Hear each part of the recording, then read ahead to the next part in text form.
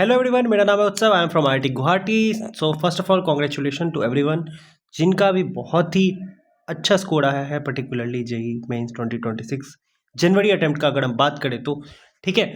तो आगे हम डिस्कस करते हैं। बेसिकली सबसे पहला डाउट तो मैं ये ले लेता हूँ कि ये भैया ये है क्या। तो बेसिकली देखो, ये कुछ नहीं है, 64.2 स्कोर नहीं है आपका, ये बेसिकली परसेंटाइल है। बहुत ही लेमैन टर्म्स में आसान तरीके से समझो तो यार, ये तुम्हारे लाइक मान लो कि 15 लाख बच्चे हैं, 15 लाख का 64% निकाल लेना, उतनी तुम्हारी एक्सपेक्टेड रैंक आ रही है। इससे आसान तरीका कुछ नहीं हो सकता। या ये मान लो 100 में से तुम 64 बच्चों से आगे हो। यहाँ पे 64.2 है, बट मैंने आपको समझा दिया, ठीक है। अब आगे करते हैं व्हाट नेक्स्ट, ठीक है। मेंस के लिए जाएं भैया, बोर्ड के लिए देखें, अदर एग्जाम्स क्या हो सकते हैं, एडवांस के लिए देखें। देखो सबसे पहला चीज़, अगर तुम्हारा तुम XYZ 10 सीटेंडीज को मत लेना, तुम अपने फैमिली, अपने फ्रेंड्स, अपने सीनियर्स, अपने गार्जियन से हेल्प लो, और खुद से सबसे बड़ा हेल्प तो आपको खुद से लेना पड़ेगा। दैट इज़, अगर आपका टारगेट था 95 पॉइंट, लेट से 5% परसेंटाइल बेसिकली लानी है, आपके 94.7 आ चुके हैं, बेड मिनिमम थोड़ा आगे पीछे, तो आप रैदर देन इस परसेंटाइल को जाने से बेटर है आपके पास बाकी सारे बेटर ऑप्शंस हो सकते हैं। उसको एक्सप्लोर करो, जो आगे हम डिस्कस करेंगे। बोर्ड्स में किस तरीके से पढ़ना है, अदर एग्जाम्स कौन कौन से हो सकते हैं, और एडवांस में क्या मेन पिलर्स होते हैं एडवांस के, आगे डिस्कस करते हैं।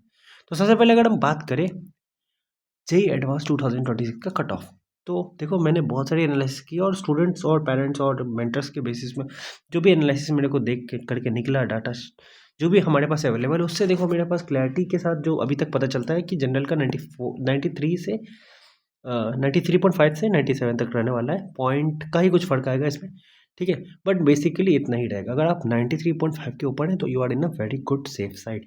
ओबीसी का अगर आप बात कर ले तो एटलीस्ट इस साल का जो कट ऑफ है दैट इज़ बिटवीन 83 टू 85.3, ठीक है। ईडब्ल्यूएस का थोड़ा लो साइड पे जाने वाला है, 77 टू 79। एससी का 60 टू 62 के आसपास रहेगा, और एसटी का 48। पीडब्ल्यू वाले बच्चे बहुत ही कम होते हैं, तो 1% भी बहुत है। आगे हम बात करते हैं बोर्ड का। देखो इसमें प्रेजेंटेशन, ठीक है, कैसे आप प्रेजेंट करते हो बेसिकली आंसर राइटिंग को, वो इंपॉर्टेंट है। कॉन्सेप्चुअल क्लैरिटी का अगर हम बात करते हैं, वो इंपॉर्टेंट है, ठीक है। कॉन्सेप्चुअल क्लैरिटी का इंपॉर्टेंस है बहुत ही ज़्यादा बोर्ड में, ठीक है। और देखो, जितने भी चैप्टर्स के डेप्थ में नहीं जाना है, बट ईच टर्म कह लो, सिस्टम कह लो, ठीक है, या एनसीईआरटी के कॉन्टेक्स्ट में पैराग्राफ कह लो, छोटा से छोटा बॉक्स भी है, कोई भी टॉपिक का कोई भी छोटा पार्ट आया, then you should know its conceptual clarity. Presentation तरीका आपका सही होना चाहिए प्रेजेंट करने का, कैसे ही रिलेट करता है बाकी चैप्टर्स की चीज़ों से। और अगर कोई डायग्राम्स है तो वेल एंड गुड, एक पॉइंट और है डायग्राम। ये चार आपके आंसर शीट्स में होने ही चाहिए और एम्पल के very good marks, right. So follow this particular advice in boards. Mains का अगर हम बात करें, अगेन मेरा वही एडवाइस रहेगा, अगर तुमने 95, तुम अपने दिमाग से और बाकी सारे अपने पेरेंट्स और गार्जियन के और अपने टीचर्स से बात करके, अगर आपको लग रहा है कि मेरा एम था यही था, मैंने पिछले 10 मॉक टेस्ट दिए हैं, मैं 96.5 का क्रॉस नहीं कर पा रहा, मेरा एम था 95, मेरे 94.7 आ गए, तो यू हैव मल्टीपल ऑप्शंस। पहला, अप्रैल के लिए जाओ, बट कंपटीशन बढ़ेगा, याद रखना, मेहनत तुम्हारी बढ़ेगी तो दूसरों की भी बढ़ेगी, ठीक है, मेहनत तो सबकी बढ़ने वाली है। तो परसेंटाइल में हो सकता है कि तुम्हारा यहाँ से ड्रॉप लेके 94.7 से ये ड्रॉप करके 93.2 पे भी जा सकता है, कोई बड़ा बात नहीं है। तो अब हम कैसे बेसिकली दिमाग लगाएं, जिनका कम है उनको तो पता ही है, जिनका 58 है उनका आना चाहिए था 85, कोई ब्लंडर हुआ है वो अलग चीज़ है, ठीक है। वो तो क्लैरिटी बिल्कुल ग्रीन सिग्नल है कि हमें और बेस्ट के लिए जाना है। हमारा टारगेट हमेशा 94 था, बट हमारा आया है maybe because of some causes, even exam में लेट हो जाने के चक्कर में भी बहुत सारे टाइम वेस्ट होते हैं, तो there and number of causes, क्योंकि इतने सारे लाख बच्चे हैं, हर बच्चे का एक अलग स्टोरी है। मेरे या किसी भी यूट्यूबर का एक पर्टिकुलर टिप आपको नहीं बता सकता कि आपको करना क्या चाहिए था, बट एक जनरल क्लैरिटी आपको दे रहा हूँ, ठीक है। अगर अदर्स का बात करें तो देखो सबसे इंपॉर्टेंट जो यहाँ पे रहता है, 2 स्टेट का एग्जाम है, वो है पहला WBJE, बिल्कुल जाना, ये मैं एग्जाम्स का बात कर रहा हूँ, काउंसलिंग का हम बाद में बात करेंगे, ठीक है, और दूसरा है MST CET। ये तो बिल्कुल आप CET, ठीक है। उसके बाद अब ये दोनों को तो आप बिल्कुल टारगेट करो। यहाँ जो आपको कॉलेज मिलेंगे वो टॉप NITs, इवन IITs के टक्कर के हैं, ठीक है। IITs के भी टक्कर के हैं ये कॉलेजेस। अगर आप WBJE से जादवपुर यूनिवर्सिटी का बात करो, ठीक है, और भी एंड नंबर ऑफ कॉलेजेस है, ठीक है, 50 अच्छे और भी डिसेंट कॉलेजेस, अच्छे नहीं, I would say decent colleges हैं। अगर MST की बात करो, COEP हो गया, ठीक है, VGTI हो गया, बहुत अच्छे कॉलेज हैं, मार्वलेस कॉलेजेस हैं। बहुत सारे बच्चे तो IITs भी छोड़ के इनको ऑप्ट करते हैं। और भी 5 से 7 I would say decent colleges हैं। स्टेट कोटा ज़्यादा लगता है, WB से नाम ही पता है, वेस्ट बंगाल के स्टूडेंट्स को प्रायोरिटी मिलती है। यहाँ से आपको महाराष्ट्र के स्टूडेंट्स को प्रायोरिटी मिलती है। Priority in the sense state reservation लगता है। उसके अगर हम बात करें, IIMs के कोर्सेज हैं, जिनको इसके बारे में नहीं पता, आप नीचे गए नंबर पर आप एक टेक्स्ट ड्रॉप कर सकते हैं, हमारे मैनेजर्स और मेंटर्स आपको बता देंगे। ये 3 एग्ज़ाम्स है वर्ल्ड से, IPM जिसको कहते हैं इपमेट होता है, जिपमेट होता है, ठीक है, आप वो दोनों भर सकते हैं। थोड़ा कॉस्टली रहता है IIMs का कोर्स, बट हाँ वर्थ रिवॉर्डिंग रहता है। तो WBJE, IIMs, जिसको इपमेट और जिपमेट के एग्ज़ाम्स के आप दे सकते हैं, और MST CET, ठीक है, ये 3 एग्ज़ाम्स आप बिल्कुल टारगेट करिए। ये मैनेजमेंट के टर्म्स में मैं बात करूँगा, ठीक है। इंजीनियरिंग के टर्म्स में अगर हम और बात करें एग्ज़ाम्स का, तो कुछ प्राइवेट कॉलेजेस के एग्ज़ाम्स हैं, CVT भी है, बट एक बार आप देख लेना कि वर्थ रिवॉर्डिंग है कि नहीं, ठीक है। जो कॉलेजेस आपको मिलने वाले हैं वो सस्ते हैं, बट क्या वो अच्छे हैं, एक बार देखना पड़ेगा आपको। उसके बाद अगर हम बात करें एग्ज़ाम्स जो अच्छे हैं, कॉमेट के देख सकते हो यार, VIT देख सकते हो, बस अच्छे कैटेगरी में स्कोर ले आना ताकि पैसे बचे। अच्छा अडवाया, मणिपाल देख सकते हो, अगेन अच्छा रैंक लाना पड़ेगा। और सबसे इम्पोर्टेंट बिटसेट, पैसा चाहिए बट वर्थ रिवॉर्डिंग है। बिट्स पिलाने का मुकाबला बहुत सारे NITs भी नहीं कर पाते, IITs भी नहीं कर पाती, बट कॉस्टली है।